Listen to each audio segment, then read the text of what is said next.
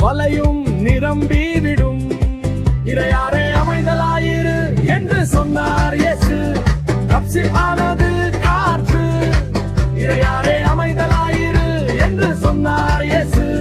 கடலும் கப்சிப்பானது. இறையாரே அமைதலாயிரு. இறையாரே அமைதலாயிரு.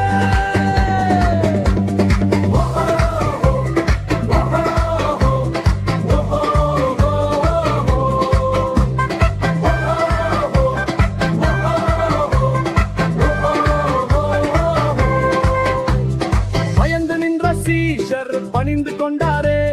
பரவசத்தோட இயேசுவை பாடி துதிப்போமே. பயந்து நின்ற சீஷர் பணிந்து கொண்டாரே. பரவசத்தோட இயேசுவை பாடி